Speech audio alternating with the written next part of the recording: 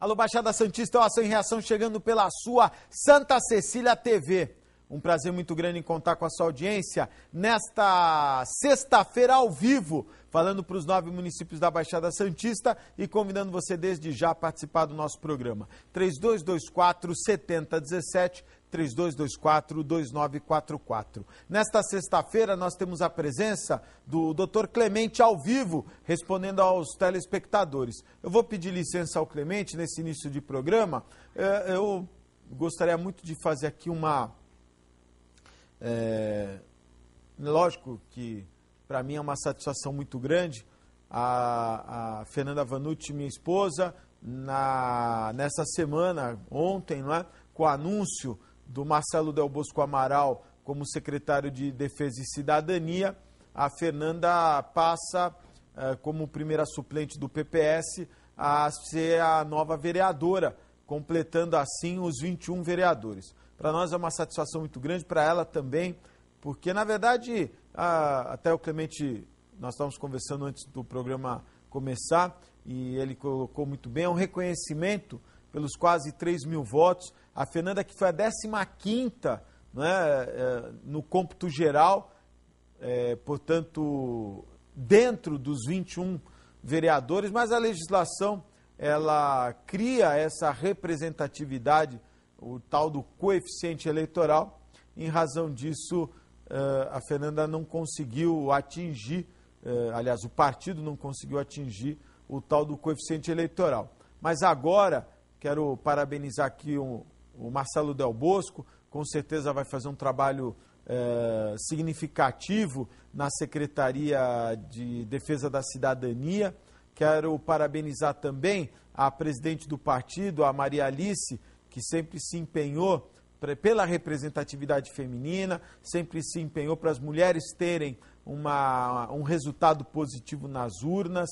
Quero parabenizar o Paulo Alexandre Barbosa, também, nas suas palavras no jornal A Tribuna de hoje, registra e ressalta a importância de uma mulher na Câmara de Vereadores. Quero mandar um beijo para a Fernanda. Hoje ela um dia muito importante, porque, na verdade, são muitos os projetos, muitos trabalhos, outros que ainda precisam precisa se dar continuidade. Então, um beijo para você, viu, Fernanda? E aí, durante o programa,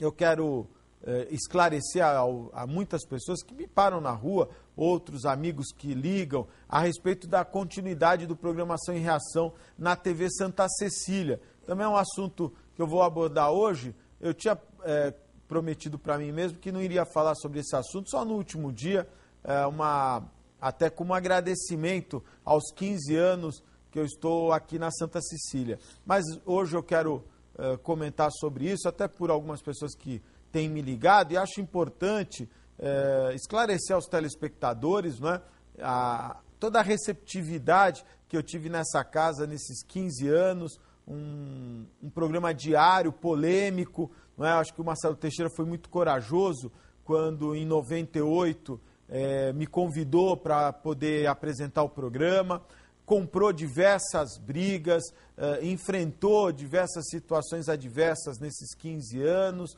e, naturalmente, que eu acho que tanto da parte da emissora, como da parte da direção do programa, como da parte do apresentador, novos rumos, não é? Novos momentos se fazem presente. E nós temos que ter a serenidade, a tranquilidade de poder avaliar o que é melhor para cada um. O que é melhor para a emissora, o que é melhor para o programa, o que é melhor para o apresentador. A Santa Cecília é uma casa maravilhosa, é um espaço onde eu cresci muito, é um marco na minha vida. O Augusto existe antes e depois da Santa Cecília TV, e eu sempre vou ser muito grato à família Teixeira, principalmente a pessoa do Marcelo Teixeira, ao Milton Teixeira em memória, que sempre registrou o carinho pelo programa, não é? E acho que as coisas, eu que sou muito religioso, espiritualista, acho que as coisas acontecem sempre de uma forma, o universo conspira, não é? A Fernanda vai precisar de uma ajuda, não no trabalho, porque ela tenho certeza que vai saber lidar muito bem e desenvolver um trabalho muito importante, mas acho que eu posso colaborar com conselhos, não é? Em razão até desses 15 anos que a gente participou aqui discutindo a política na nossa região. Acho que a TV tem outras propostas, nós precisamos dar essa oportunidade a outros que queiram ampliar o seu trabalho ou continuar o seu trabalho. Para mim, uma satisfação muito grande poder carregar no meu currículo 15 anos fazendo um programa ao vivo numa emissora. Então, eu saio daqui com dever cumprido, com o sentimento de dever cumprido em primeiro lugar. Saio daqui com a minha cabeça tranquila, porque nesse espaço eu tive sempre a liberdade de poder dizer o que penso. É lógico que nesses 15 anos tivemos grandes estresses, isso é natural. Um programa como o Ação e Reação, nesses 15 anos nós tivemos, não chega a uma dezena de processos, mas tivemos alguns processos e naturalmente que isso também cria um desgaste para a emissora, para o apresentador, para o programa, mas nada pesa tanto quanto você telespectador. O mais importante, a audiência maciça, e eu sempre brinco com algumas pessoas que nos acompanham, às vezes a gente fala aqui dá uma informação ou faz um comentário e tem uma repercussão impressionante, não é? Isso é o resultado da nossa grande audiência. O programa não vai acabar, eu vou continuar falando algumas bobagens, outras besteiras, mas vou continuar lá na TV Com. Tenho outros projetos que, com certeza, antes de poder descansar, né? Acho que um momento sabático, baixar um pouquinho a poeira, deixar todo esse turbilhão de coisas que acontecem, naturalmente que uma mudança de ano, você sempre faz aqueles projetos, não é, Clemente? Vou parar de fumar, não é verdade? Vou emagrecer, né? Vou trabalhar menos. E as reflexões, né? E as reflexões, não é? Então, acho que eu cheguei também num momento que eu gostaria de buscar novas oportunidades, isso vai ser feito. A emissora é uma emissora maravilhosa, eu não posso falar nada da família Teixeira. Eu quero agradecer aqui duas pessoas, naturalmente que ao concurso ao Marcelo Teixeira, que sem dúvida nenhuma foi uma pessoa que me ajudou muito e me deu a oportunidade de ser essa representatividade que eu sou hoje na região.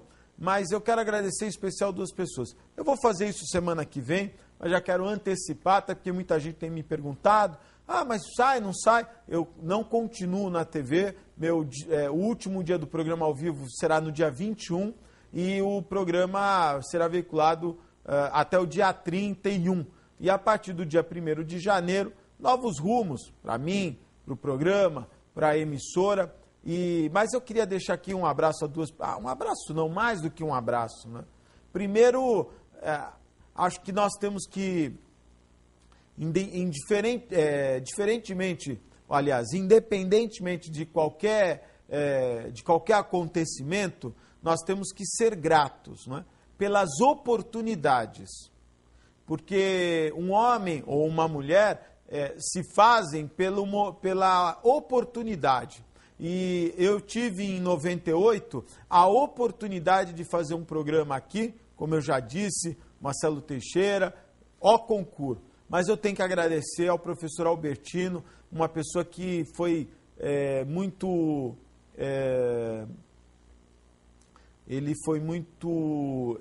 bondoso em abrir as portas, eu que não tinha experiência nenhuma, e em poder fazer o programa, que durou 15 anos, né? E que pode ser que dure mais tempo ainda. Mas aqui, ao vivo, na mesma emissora, por quase 15 anos. Então, fico muito feliz pelo Albertino e agradeço a você, Albertino, por essa oportunidade. Sou muito grato ao Fidalgo, Antônio Max Fidalgo. Tivemos grandes discussões mas sempre com o objetivo de levar o nome da emissora, de levar o nome do programa, ele sempre com as preocupações que ele tinha, até comigo, não é? Então, uma pessoa que eu convivi, foi meu chefe aqui por muito tempo, sou muito grato ao Fidalgo, sou muito grato ao professor Albertino, porque o homem se faz pela sua grandeza de interior, pela sua sinceridade, não é?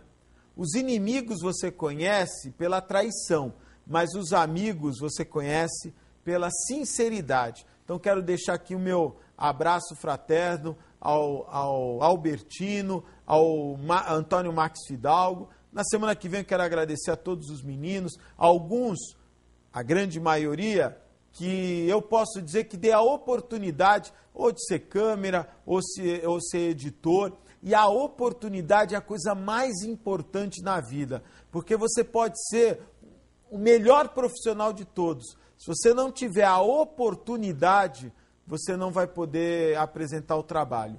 E se você às vezes não é aquele profissional, mas te dão a oportunidade de você mostrar que você é capaz, isso vale muito mais do que qualquer coisa. Então, obrigado, Albertino, pela oportunidade que você me deu em poder apresentar um programa numa TV aberta.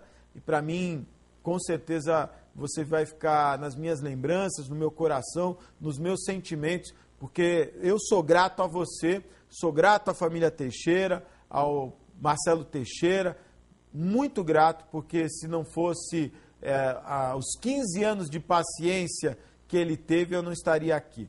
A você, Fernanda, parabéns, estou muito feliz, uma etapa importante, vereadora numa das cidades mais importantes deste país, os números mostram aí uma representatividade importante. Fernando, um beijo, eu te amo. Clemente, desculpa fazer esse início, mas eu precisava falar da minha esposa, né? Boa tarde, obrigado pela participação. Boa tarde, Augusto, boa tarde ao nosso telespectador. Não, mas eu fiquei muito feliz também com a notícia, porque, primeiro que eu conheço o trabalho da Fernanda, né? Um trabalho de base que para algumas pessoas pode ser desconhecido, mas que foi muito importante, né? Especificamente na área da saúde também. Verdade. Que trabalho bonito que ela fez junto a vários órgãos de saúde, a Santa Casa. Então, eu acho que esse é um aspecto. Realmente a concretização de um sonho da Fernanda em usar um órgão público, no caso, né? Porque através da prefeitura que você pode fazer isso. Então, através da Câmara de Vereadores, você tem uma oportunidade de estender esse trabalho que já vinha acontecendo. É certo que ela ia fazer isso independente de ser uma vereadora, mas eu acho que o fato de estar ali vai facilitar essa atuação dela, a extensão desse trabalho bonito. Então, eu realmente fiquei muito feliz, porque uma pessoa muito querida, acho que por todos, né? Basta dizer que ela foi a 15ª mais votada, então é um significado. Quer dizer, não entrou, pelo que nós falamos, o sistema brasileiro é um pouco injusto nesse aspecto, né? Porque tem a ver com o coeficiente eleitoral, mas ainda tem um lado importante que eu acho, a presença feminina, na Câmara, que eu acho que dá outra doçura, dá um certo equilíbrio, e nós, infelizmente, estamos carentes aqui, né? São poucas mulheres que foram eleitas. A região realmente ficou muito. A região está muito, muito empobrecida nesse aspecto. E, sobretudo, em Santos, uma cidade que tem grande representatividade, não só no cenário regional da Baixada, mas em nível nacional. Eu acho que vai ser muito bom. E parabéns, Fernanda. Estamos contigo aí nessa jornada. Obrigado, viu, Clemente? E, Clemente, queria aproveitar, porque eu me recordo que em 2008, 2009, quando a Fernanda conversou lá na Santa Casa, a Santa Casa vivia um momento difícil em razão do equipamento de radioterapia, não é? A Beneficência também vivia um momento delicado. Nós tínhamos em toda a região apenas 2 aparelhos de radioterapia, né? E o tratamento é fundamental no combate ao câncer, né? O tratamento de radioterapia é fundamental. E o doutor Nascimento, responsável pela radioterapia da Santa Casa, tinha comentado, Fernanda, precisa mudar essa realidade, né? O que eu achei curioso é que nesses últimos 3 anos, de repente apareceram vários equipamentos novos, o tal do acelerador linear, a Santa Casa adquiriu um, a Beneficência adquiriu outro, a Clínica ISO adquiriu outro equipamento. E eu queria até aproveitar a sua opinião, o que você pensa sobre isso, não é? Que a região ela precisa solidificar essa referência no tratamento do câncer, porque os números da Baixada Santista são números, em comparação ao Brasil, muito acentuados, não é? Nós temos muitos casos dos diversos tipos de câncer e a referência de tratamento estava muito aquém. Nós estamos falando de 2, 3 anos, mesmo assim o da Santa Casa não está funcionando. Se deve isso a quê, Clemente? A falta de investimento, a falta de interesse ou do poder público ou das empresas em investir, ou o volume de investimentos que é muito alto? Eu acho que as duas coisas, né? O volume de investimento realmente é alto. Mas eu acho que também houve, de certa forma, assim, um deixa para lá, sabe? Porque, mesmo hoje, acho que em outras regiões também, para você fazer um tratamento radioterápico, eu vou até estabelecer um paralelo até com atendimento, né? Só para atender já demora absurdamente. Para fazer o tratamento radioterápico também demora. E nós tivemos esse problema que houve em Santos, a carência de máquinas, também, na verdade, se espalhou por todo o Brasil, inclusive no estado de São Paulo, que tem um número maior, né? Houve problemas pontuais também, como houve em Santos, mas eu acho que a conscientização, quanto mais se conscientiza a população, os órgãos públicos, quanto mais se fala, eu acho que mais você mexe, alguém tem que se mexer e fazer alguma coisa. E eu acho que foi isso que aconteceu. A ABNE acabou sentindo da importância disso aí, quer dizer, ela tomou uma frente. Acabou investindo. Investiu. A Santa Casa, de qualquer forma, já se prontificou a regularizar isso. O Guilherme Álvaro certamente vai regularizar também essa área, vai ter mais um aparelho no Guilherme Álvaro. E aí isso, com um novo hospital, que eu acho que foi muito importante para a cidade, porque ela colocou o que há de melhor nessa área, quer dizer, um aparelho que praticamente são 2 aparelhos no Brasil, então a ISO é um deles, assim, em termos de sofisticação, de retaguarda, acaba sendo muito bom para toda a população. Mas aí volta a dizer, quantas vezes você comentou isso aqui na TV, né? Quantas vezes a Fernanda trabalhou também nesse sentido, e eu vi ela na TV falando sobre isso. Eu próprio participei de palestras que ela organizou lá, dentro da Santa Casa. Quer dizer, eu acho que esses movimentos, Augusto, são muito importantes, porque na medida em que há uma conscientização, a população se mexe, a mídia de uma forma em geral, seja a TV, o rádio, o jornal, participando, abre, de qualquer forma, uma discussão nesse sentido, e aí, ou seja, de forma localizada, através do setor privado, ou setor público, ou ambos acabam realmente tomando consciência disso. E eu acredito que a gente, com todos esses itens aí, a gente vai acabar sendo bem suprido aqui. Agora, você na unidade nova da Multimagem, você vai ter um equipamento fundamental, que é o PET scan, não é isso? Isso. Você vai ter um equipamento que você consegue ter todas as informações de células que, porventura, sejam cancerígenas. Exatamente. O PET-CT hoje, ele é muito importante. PET-CT. Ele é muito importante porque, de certa forma, às vezes a ressonância te deixa dúvida, ou a tomografia te deixa dúvida, ou a ultrassonografia. E o PET-CT, especialmente para o paciente que teve um câncer, seja um câncer já antigo, onde ele já fez quimioterapia, eventualmente já fez radioterapia, ou ele fez a cirurgia, às vezes você precisa acompanhar para ver se tem alguma célula cancerosa ainda. Às vezes ela está ali meia latente, mas ela vai se manifestar em algum momento. Então, o PET vem aí para ajudar, né, que você descubra lesões pequenas, onde os outros... Como é que funciona? É como se fosse uma ressonância, não? Ele funciona como se fosse uma tomografia associada a uma medicina nuclear, uma cintilografia. Então você toma um líquido... Você injeta uma substância radioativa na veia, né, a glicose, e, quer dizer, como ela é radioativa, ela vai ter que ser captada por um aparelho que, na verdade, se mistura, né, que é um aparelho de cintilografia relacionado à medicina nuclear, e, ao mesmo tempo, ele vai fazendo cortes como se fosse uma tomografia. É como se você pegasse a pessoa e fatiasse essa pessoa em pequenas partes, juntando os dois métodos.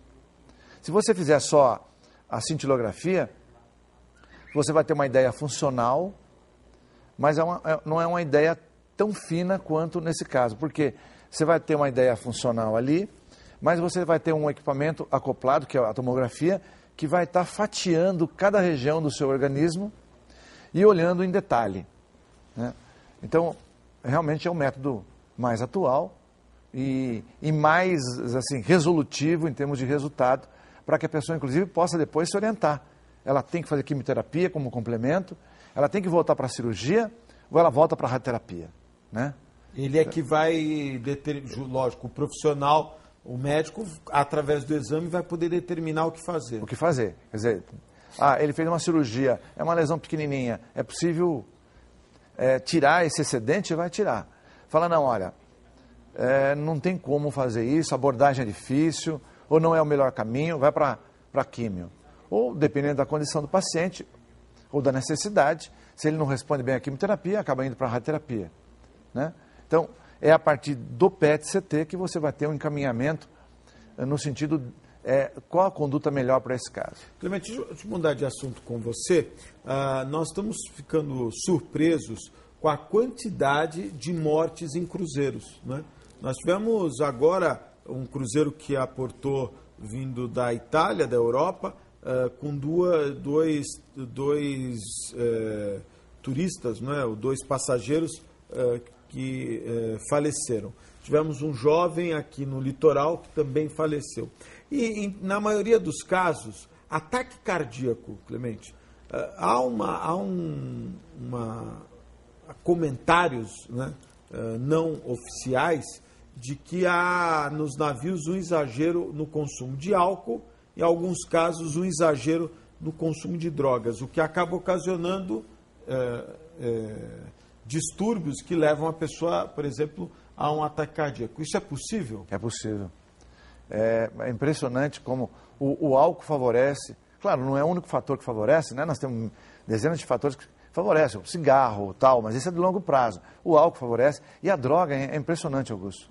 O que você tem de jovem, você imaginar normalmente um ataque cardíaco, você vai imaginar uma pessoa acima de 50, 60 anos, né? Mas você pega jovens hoje na faixa de 30 anos, as pessoas que usam droga, a gente pega isso muito frequentemente. Ataque cardíaco e até derrame cerebral, o AVC. Não é incomum nessas pessoas que usam droga você pegar um AVC. Ou seja, ele pode morrer de um ataque cardíaco, mas ele pode morrer de um derrame. Assim, uma linguagem mais popular, pode morrer do derrame. Além de outras complicações que nós sabemos, né? Então, isso certamente tem relação. O álcool e, sobretudo, a droga, num índice bem maior, está fazendo com que vários jovens sofram ataque cardíaco.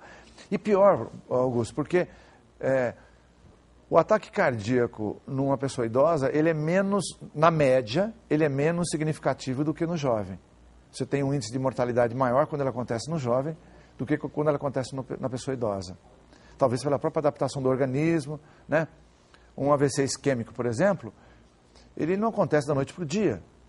Aquele vaso vai entupindo, aos poucos, vai diminuindo a possibilidade do sangue chegar até aquele órgão, no caso o coração, ou se não no cérebro, que seria o derrame. Mas eu não entendi, a droga faz com que o... A droga pode fazer com que... Quer dizer, o mecanismo de obstrução do idoso, ele é lento. Sim. O da droga, ela dá uma vasoconstrição. Ah, ok. Ela fecha o vaso, se forma um coágulo aí por qualquer motivo, já tem uma vasoconstrição, essa pessoa realmente... Nós falamos no último programa sobre os coágulos. Os coágulos. Então, eu achei que a droga dilatasse. Mas você vai ver o seguinte, o que faz dar o derrame ou o ataque cardíaco? é obstrução. De alguma forma vai ter que ter obstrução. Ok. Tem jovem que morre independente de droga, se ele passa por um estresse muito grande e tal, e ele tem uma vasoconstrição, aquilo fecha, ele acaba tendo um ataque cardíaco, depois vai fazer o exame e não deu nada. Está normal. Como é o caso da droga. Né? Você vai fazer um exame, o cara teve um infarto, você vai lá, confirma, e depois você vai logo em seguida fazer todos os exames dão normais. Interessante. Mas o fato é o seguinte, quem usa droga tem um índice maior de possibilidade. E a gente vê cada vez mais, ficando, cada cruzeiro que vai, morre um, né? Quer dizer, os números são assustadores. Né? A pessoa vai com aquele sentimento de que pode tudo, esquece que sua maior preocupação deve ser consigo mesmo. E outro dado importante, você falando de cruzeiro, é com relação à alimentação, né? Alimentação. Tivemos vários casos de vários casos de intoxicação alimentar e até de morte. De morte, é verdade. Então, tem razão na intoxicação. E agora, no verão, ainda mais, né? Você corre o risco, além da contaminação, a comida estragar mais rápido, né? Estraga, sobretudo. E, na verdade, você tem 5, 6 refeições no navio, né? Você imagina a dificuldade que é de você, separação de alimento, até o acondicionamento desse alimento. Depois, como você falou, está muito quente, deixa lá. Existe um risco realmente bastante alto. E acaba... Eu estou surpreso porque o noticiário traz a cada momento mortes que ficam inexplicáveis. A pessoa vai viajar, vai se divertir, vai desestressar e infarta, né? Então alguma coisa está errada. Porque o infarto normalmente está relacionado ao estresse, né? Normalmente a gente relaciona ao estresse, que não é o caso. Eu não sei se cabe aí uma campanha para quem está embarcando dos perigos do excesso do álcool e da droga. Que o camarada acha, bom, entrei no navio, pode tudo, né? O problema, sabe, Augusto, o problema é que é difícil você barrar isso, né? Porque as pessoas passam com droga, às vezes não são barradas. O álcool ele consome no próprio navio, ele pode. É verdade. Né? Antigamente levava, hoje parece que eles fazem uma triagem, eles evitam que alguém suba com droga, mas droga pode escapar. Não pode, mas com álcool. Mas com álcool. Então, eu acho que isso é um complicador muito importante. Você não tem como também ficar. Mas agora tem alguns navios que você é livre, né? Você é free bar, você toma o que você quiser, você já paga um valor para... E aí complica, né? E consome, e aquilo está aberto o tempo todo. Tá 24 horas. Eu acho que de qualquer forma essas campanhas... Qual é o limite de uma coma alcoólica, Clemente? Tem estudo sobre isso? Qual é... isso é, lógico, deve variar de organismo para organismo. Varia, né? de organismo para organismo. A única coisa que eles falam é o seguinte, porque na verdade a bebida, de toda ela não é ruim. Acho que a gente já fez algum comentário aqui no programa. Se souber beber, ela até protege, ela aumenta a longevidade. Você lembra que você comentou você teve num dos programas aqui e comentou a pesquisa do cálice de vinho, aliás, da lata de cerveja. E do cálice de vinho também. Do cálice de vinho também. Eu estava vendo uma matéria de uma universidade americana que fez uma pesquisa com diversas pessoas, né? E aqueles que tomavam 3 cálices de vinho, 20 mil pessoas foram pesquisadas.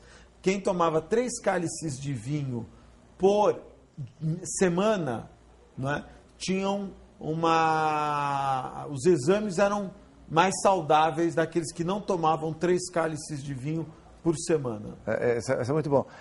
Existem vários tipos, assim, paralelos, né? Existe um trabalho também recente, que eu não me lembro o número, mas são milhares e milhares de pessoas, e eles estabeleceram um nível, mais ou menos, claro, é variável de pessoa para pessoa, mas assim, um nível que é praticamente um patamar médio de pessoas, que é mais ou menos o seguinte: você pode tomar um cálice de vinho 2 vezes ao dia.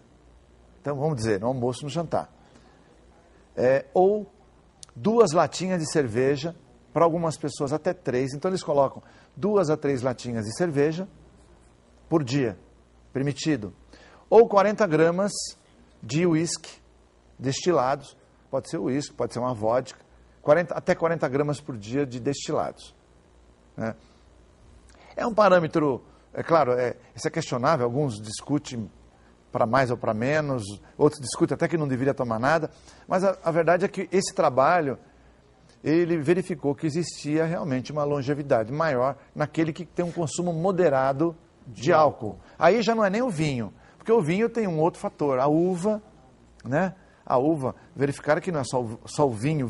Sim, a uva também, ela melhora a condição cardíaca, então o vinho tem uva, mas independente da uva, o próprio álcool em si, o álcool, ele em grau, como nós falamos aí, em grau moderado, sem excesso, ele aumenta a longevidade das pessoas.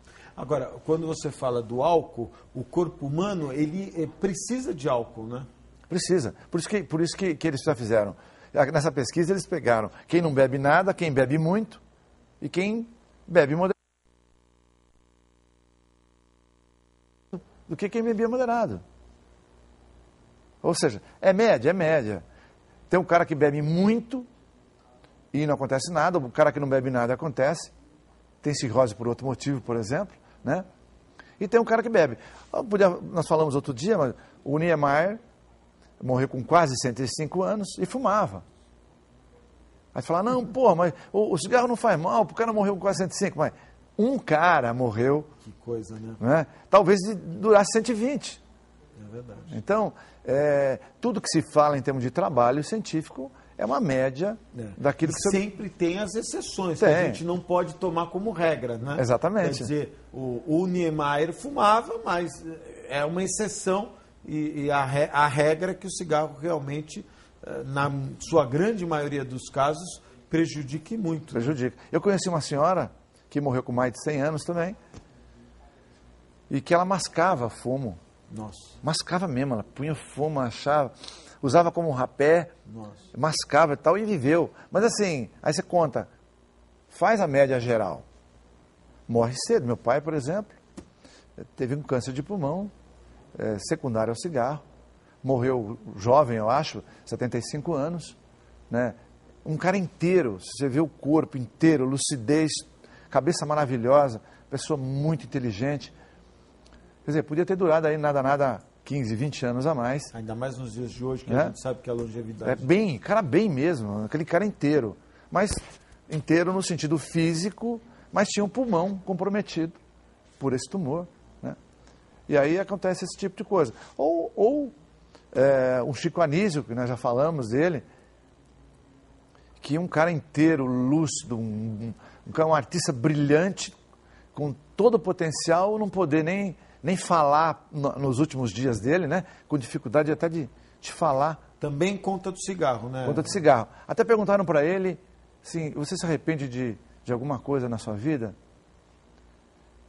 Só de uma coisa que eu me arrependo. Que é? O cigarro. Quer dizer, isso são testemunhos de pessoas que são isentos de qualquer coisa, porque ele não está arrependendo nem de coisas que supostamente alguém fala, puta, mas não se arrependeu, casou não sei quantas vezes. Não me arrependo. Agora, o cigarro me matou. Eu tinha um potencial ainda grande para ir. Sim, né? Não tenha dúvida. Um brilho incrível, acho que... E o pior, né? Morrer sem poder falar. Que era o dom que ele tinha. O maior dom que ele tinha. A gente pegava os últimos programas no Fantástico, ele mal conseguia terminar a frase dele. Né? A ponto de disse que não conseguia andar 30 metros. O cigarro é impressionante. É uma coisa impressionante. Vamos fazer um intervalo, Clemente? Nós vamos fazer um breve intervalo, é muito rápido. Fique aí, eu volto já.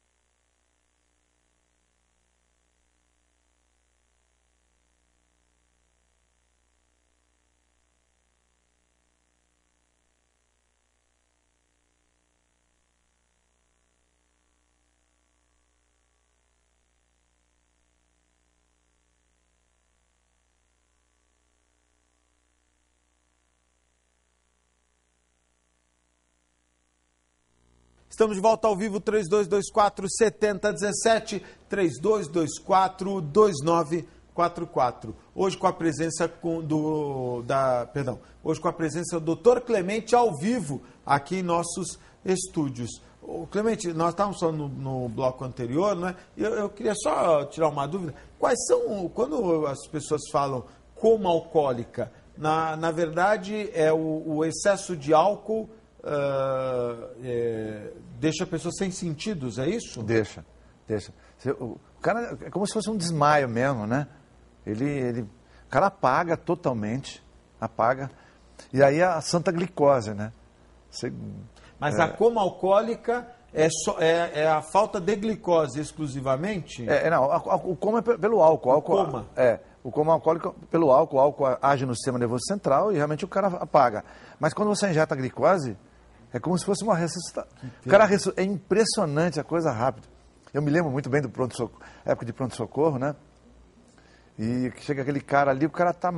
Ou ele já está em coma mesmo, ou ele... coma alcoólico, estou falando, né? Não é o coma Sim, pelo coma, porque... Nós estamos falando do coma alcoólico.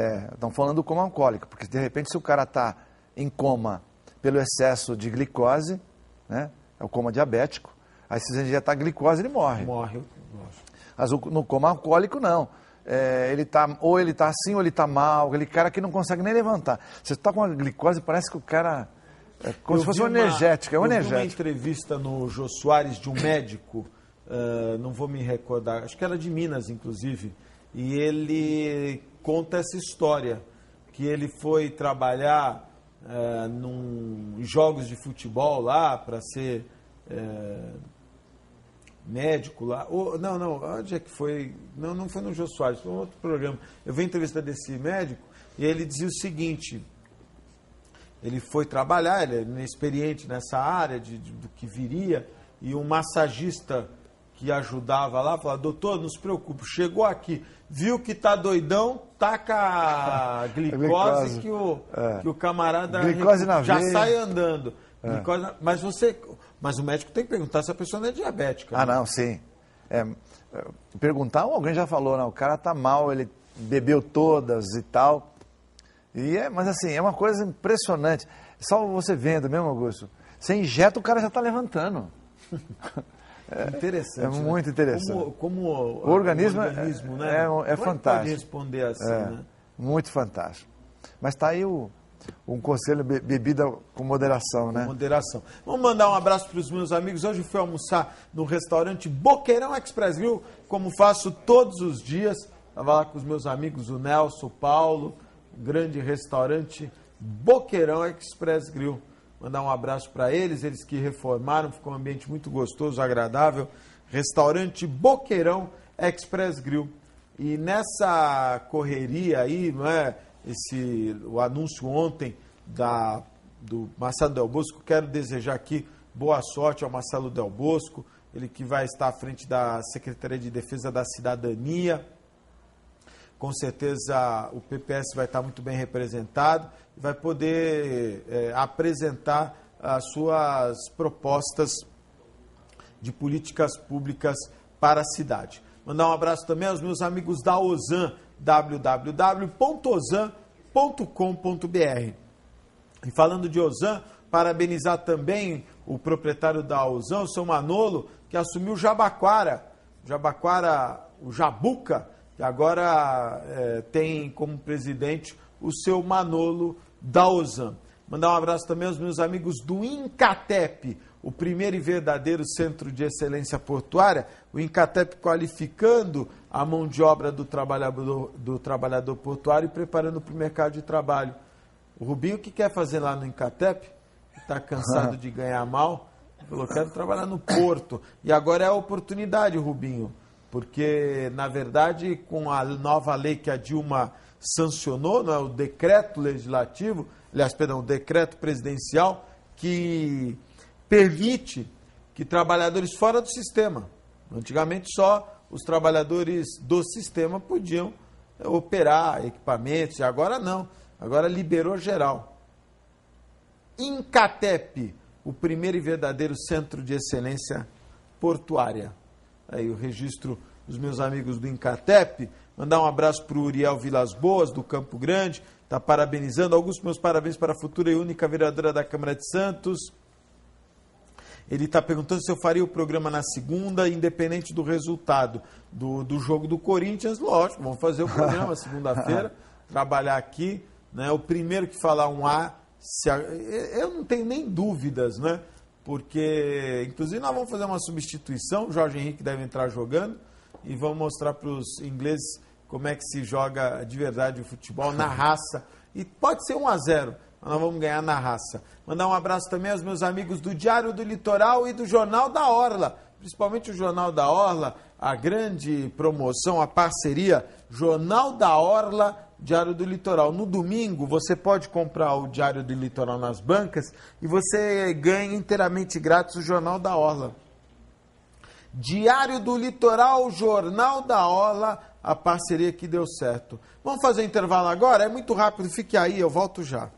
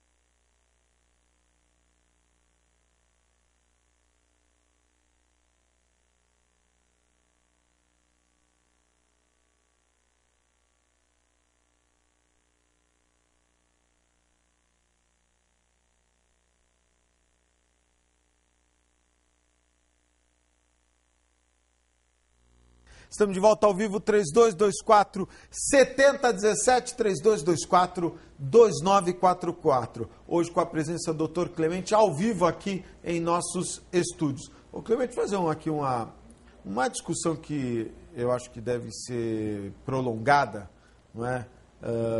O sistema de saúde, de uma maneira geral, no Brasil, mas vamos falar aqui da Baixada Santista, sofre muito com a falta de médicos em algumas especialidades, não é?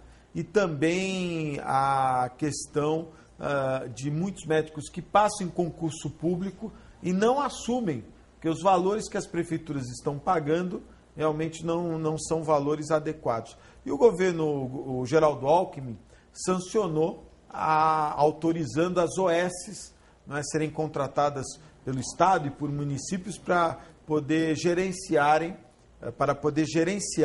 unidades de saúde, desde UPAs até AMES, enfim. hospitais, maternidades. E me parece que as OS conseguem contratar os médicos numa condição mais favorável, não é? Porque fogem da contratação através de concurso público. A tua opinião sobre isso? Você acha que esse é um caminho interessante? Eu acho que é um caminho interessante, mas é um caminho difícil também. Você tem que pegar essas OS, teria que estar bem mais rigorosamente em cima dessas OS, né? Uma fiscalização? Uma fiscalização. Porque no próprio governo do Estado, há pouco tempo atrás, sei lá, 3, 4 anos, houve um problema muito sério com a OS. Quer dizer, você começa a criar procedimento que não existe, começa a criar situações, quer dizer, que não existe. Então isso é complicado. Mas eu acho que se tem uma OS que trabalha direitinho, redondinho, séria, eu acho que é um caminho. Os grandes hospitais, por exemplo, o Albert Einstein, o Sírio-Libanês, eles criaram OS e administram hospitais municipais em São Paulo, né? Tem, não, eles estão espalhando, né? Estão espalhando. A ideia é espalhar. Eu acho que isso é uma boa coisa, porque já vem com um padrão diferente. É aquela história de que o governo não consegue gerenciar recursos da mesma maneira que não uma entidade privada. Aliás, uma entidade privada, quer dizer, não é pública, uma entidade privada consegue gerenciar. Às vezes, aquele 1,5 milhão de orçamento de uma UPA, ela é melhor aproveitada através de uma OS do que a própria administração pública. E aí, a gente viu São Vicente agora, de 8 a 10 horas, as pessoas esperando, porque não tinha médico. Era um ortopedista, um faltou, o outro estava ocupado numa emergência e não tinha atendimento. E a falta de médicos gera esses transtornos, né? Não, eu acho que nesse aspecto melhora muito, né?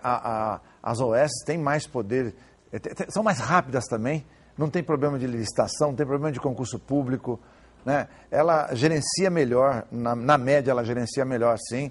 Lógico, os casos, Peruíbe tivemos um caso com a OS que estava lá, não é?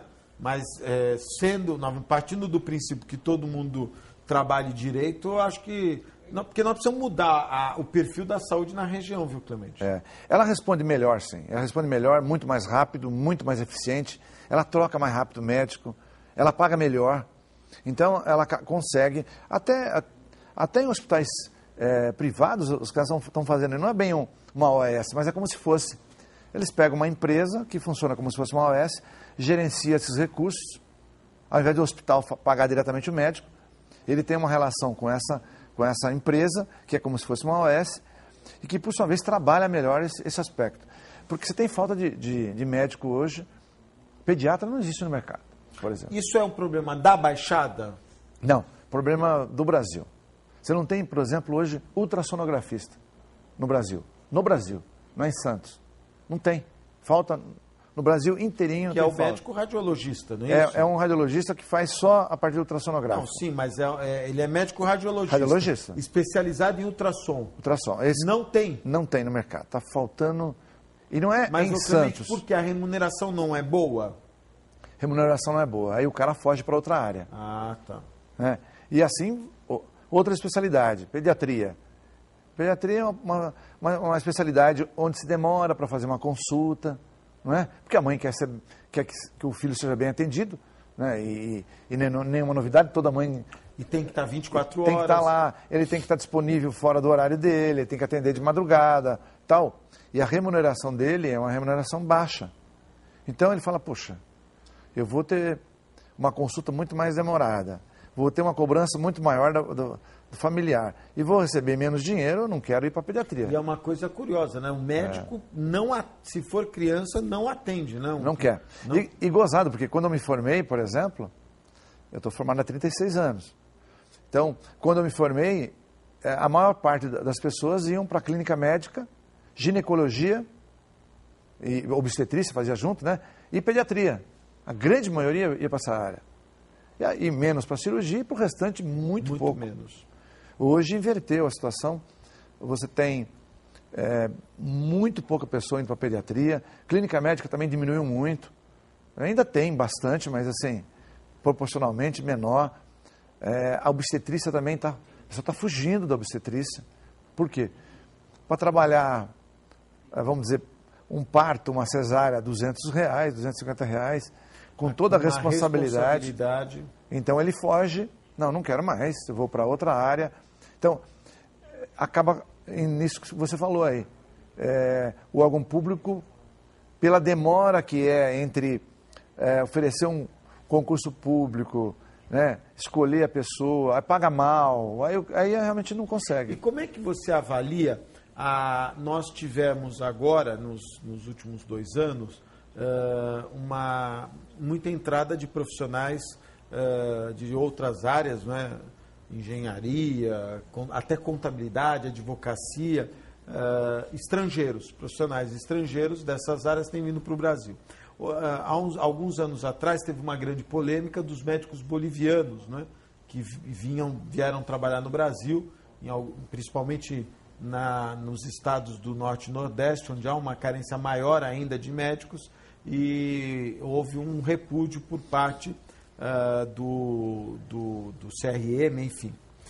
Você acha que precisa... Nós vamos chegar num momento... Olha, não tem médico no mercado, como é que nós vamos fazer? Essa discussão vai chegar? Eu acho que não, eu acho que tem muita faculdade ainda. O número de médicos formados hoje ultrapassa 10 mil por ano. 10 mil? Ultrapassa isso. Então, um número bastante alto. O que precisa haver é uma distribuição, quer dizer, um pagamento melhor para que cada um possa se deslocar para outras áreas. Né? Agora, se você vai pagar um salário aviltante, ele não vai para aquela região mesmo. Então, eu acho que cabe aos órgãos públicos, nessas cidades pobres do Norte e Nordeste, que realmente ofereça uma condição melhor para o médico para que ele possa suprir. E com relação a médicos de fora, eu acho que ele tem que passar, sim, pelo crivo do CRM, pelo exame. Porque é o seguinte, Augusto, o nível da Bolívia não dá para comparar com o nível brasileiro. Né? E mesmo de países da América do Sul toda. Assim, o nível brasileiro hoje é um nível muito bom. É claro que eu sou favorável ao exame do CRM. Totalmente favorável. Por quê? Abriram muitas escolas. E você corre o risco de... Abre muitas escolas particulares, preço lá em cima.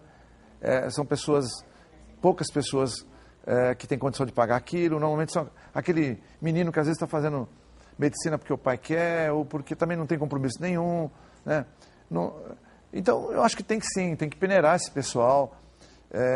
Tem que ser oficializado. Até mostrar para ele que ele precisa estudar mais, ou precisa se preparar melhor, não é? Tem. Você vê, nesse exame aí que teve agora, 54% reprovado. Eu acho um absurdo. Cara, 54% reprovado é um absurdo. E não é assim, falar, não, mas está querendo demais a escola. Não. Vai mexer com gente. Não é com uma poltrona, um negócio desse tipo, que se estragar tudo bem. Não é? O cara tem que estar habilitado mesmo. Lógico, e nós estamos falando ainda, Augusto, nota 6. 54% reprovado, com média 6. Se você botar isso para 7, talvez 70%. Vai dar os níveis que a OAB tem lá de reprovação. Vai dar. Agora você pega um médico canadense, um médico americano, ele acerta 95%. Um recém-formado? 95%? 95%. Não, mas isso, a média? É a média, 95%. Pô, os caras são bons, Porra, então peraí, você precisa fazer exame num cara desse? Não precisa. Não precisa, lógico. Agora, se você está com... Mas aí não tem a ver uma questão nos Estados Unidos também, o médico... Eu estava conversando aqui outro dia com o Maracini, alguns meses atrás com o Maracini, e o Maracini falou, nos Estados Unidos o cara vai olhar a tua boca e ele filma. Ele já grava para mostrar para você como que ele não fez nada, né? E se ele fizer um tratamento, filma depois, porque a punição é rígida. É extremamente rígida. E ele veio com esse conceito de lá. Aliás, ele faz isso. Ele faz isso, eu acho que é o correto mesmo, porque o número de processos então, lá é muito grande. O cara lá, ele se forma porque ele sabe que se ele fizer uma bobagem, ele vai em cana. Vai. Augusto, e a seriedade, né? E meu filho está nos Estados Unidos agora, fazendo uma pós-graduação em medicina, em radiologia. Em radiologia? Radiologia. E está em Harvard, inclusive, quer dizer... Pô, que legal, hein? É uma universidade de ponta. E... Eu acho que se não é a principal, a mais famosa do mundo hoje. Ele deve estar vendo exames de que nós não temos no Brasil, Clemente? Ou vendo, mexe com muita pesquisa, com novidades, com tudo. Mas, Augusto, o ritmo deles é um ritmo diferente. O cara entra lá às 7 horas da manhã, ele não tem almoço, ele está assistindo reunião comendo sanduíche. Eles não param. O cara está lá. Vocês não perdem tempo, quer dizer, o tempo todo com informação. E o cara vai ficar até 6 ou 7 horas da noite sem parar. Quer dizer, e não tem esse negócio de sopa. Não, tem que estudar. Você é avaliado. Tem que tirar, tem que se virar, tem que avaliar. Ou então vai embora. Então, quer dizer... É assim. Por isso que o cara sai bom, né? Então, 95% do americano passa numa prova, passa porque o canadense também, porque o nível é muito mais, vamos dizer assim, puxado e a cobrança também é muito mais rígida. Mas eu acho que essa tem que ser a base, né? Se nós queremos ser referência, que a Dilma falou daqui a 20 anos, um país de classe média, nós temos que ter uma saúde de boa qualidade, não é? E a saúde de boa qualidade parte do princípio do profissional ser eficiente. Tem que ser. E eu gostado que eu vi uma entrevista essa semana de um rapaz, eu não conhecia esse cara, Gustavo Iosp. Sim, escreve na Veja. Ele escreve na Veja, mas eu não conheci ele pessoalmente. Apareceu no salomão.com. Sim. Nossa, então, voltando para a educação, falou, puxa, a gente gasta aqui em níveis de países desenvolvidos. Ou seja, alguma coisa está errada. Está errado. Vem cá, todo mundo quer passar para 10% do PIB o investimento em educação. Mas o que nós gastamos hoje já é equivalente ao dos países desenvolvidos. Então, por que a nossa educação não consegue andar? E aí vem as considerações todas, né? O nível já do professor escolar, a não atualização, o pagamento mal para ele, o não estímulo, a não exigência de atualizações e do aluno, a cobrança. Por que progressão continuada? Não, progressão avaliada. Lógico. Claro, avalia. Ela vai passar se não sabe. Cobra do pai, não, tem que fazer isso. E o pai, até eu estava falando de Xangai, que é uma província da China, e ele foi conhecer lá, inclusive. E foi a melhor nota do mundo, no PISA, aquele exame de avaliação. Aí disse que falou com a pessoa lá, falou, nossa, vocês devem estar muito felizes porque somos em primeiro. Não, de fato, a gente está contente. Mas esse exame foi muito importante para a gente, porque nós estamos verificando através disso aí que nós não fomos bem na leitura. Então, para o próximo, já vamos corrigir isso. E aí vem a outra pergunta. Nós temos avaliação nacional. O que foi feito para mudar isso? Os problemas foram identificados? Quais são as soluções? Quais são as soluções? Não, a gente está aumentando 0,6% ao ano.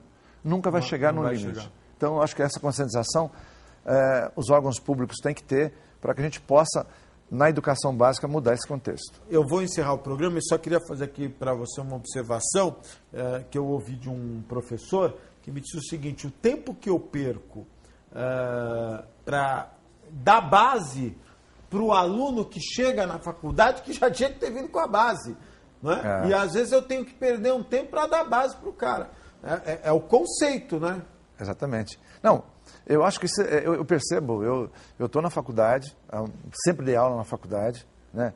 Eu já dei aula para colégio, já dei aula para cursinho, objetivo, muitos anos, e continuo na faculdade desde que eu vim para cá. Antes eu dava aula na Universidade Federal do Rio de Janeiro, quer dizer, eu sempre fui ligado à cadeira acadêmica. Augusto, ao longo dos anos a gente foi vendo essa deterioração. Ela piora ano a ano. Por quê? Porque o nível de base é ruim. E está piorando cada Está piorando ano a ano e você não consegue mudar isso aí. Clemente, muito obrigado, viu? Obrigado, Augusto. Parabéns, Fernanda Vanucci. Um beijo para os nossos telespectadores. Muito obrigado ao Dr. Clemente, gentilmente vindo ao programa. Nós voltamos segunda-feira, às 13h30 da tarde, ao vivo, direto aqui dos estúdios da Santa Cecília TV. Uma excelente tarde até segunda, se Deus quiser, e Ele há de querer. Tchau.